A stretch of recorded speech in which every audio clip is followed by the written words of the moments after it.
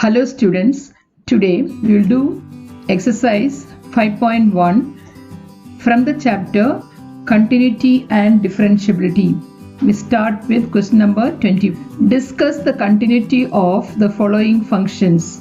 First one, f of x is equal to sin x plus cos x.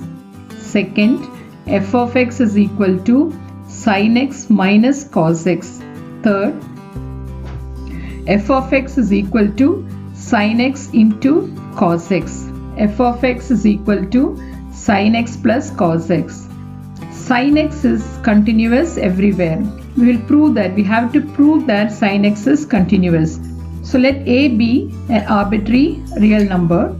So to prove a function is continuous, we have to prove that the limit exists. So to prove the limit exists, we have to prove the left limit is equal to the right limit.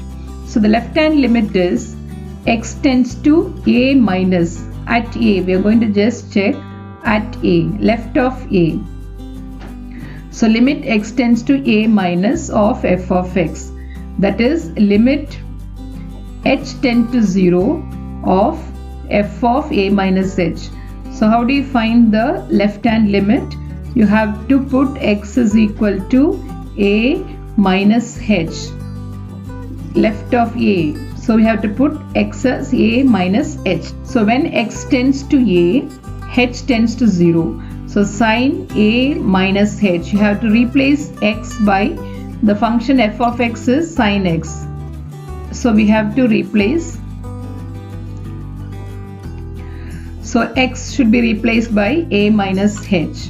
The expansion of sin a minus h is sin a cos b minus cos a sin b. So substitute h is equal to 0. So you will get limit h tend to 0 cos h. Sin a is a constant, just take it out. Similarly cos a is a constant, limit h tend to 0 sin h. This is sin a minus b formula, sin a cos b minus cos a sin b. It's a trigonometry formula. So cos 0, the value of cos 0 is 1. When you substitute h is 0, you get cos 0. Cos 0 is 1 and sin 0 is 0. So sin a into 1 minus cos a into 0. So you get the answer sin a. So the left hand limit is equal to sin a. Similarly, we have to now prove the right hand limit. So right hand limit, same way we have to write f of a plus h. So sin a plus h is sin here minus will become plus. So you get the same answer sin a. So left hand limit is also equal to sin a. The value of the function is also equal to sin a because the function f of x is sin x. So f of a is equal to sin a. So left hand limit is equal to right hand limit. Therefore limit x tends to a, f of x exists, and the limit value is equal to the value of the function. Similarly cos x. So sin x is continuous everywhere. Similarly cos x. So let us write g of x as cos x. So we have to find the left limit. So left limit means you have to replace x by a minus h. So cos a minus h. What is the formula of cos a minus h? Cos a cos b plus sin a sin b. So once again cos h, when you substitute h is 0, cos 0 is 1, sin 0 is 0. So we get cos a. Similarly, we can prove the right limit is also equal to cos a. So the left limit is equal to the right limit. That means limit of the function g of x exists. And the value of the function is also cos a. G of x is cos x. So g of a is cos a. So the limit value is equal to the function value.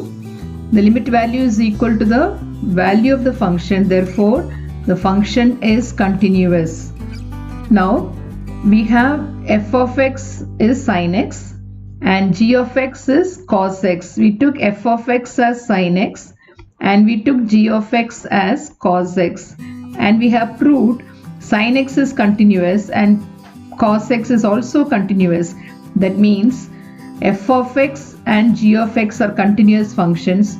Then the sum of the two continuous functions will always be a continuous function. So f of x and g of x are continuous. So f of x plus g of x will be a continuous function. Similarly, f of x minus g of x is also continuous. That is the second part of the question. The second part of the question is prove that f of x minus g of x is continuous. It is continuous because f of x is continuous, g of x is continuous, then f of x minus g of x is a continuous function. Similarly, the third part of the question is prove that f of x into g of x. So f of x is continuous, g of x is continuous, then f of x into g of x is also continuous. So we have proved that all these functions, discuss the continuity of the following functions. These functions are continuous everywhere. Now we'll move on to the next question.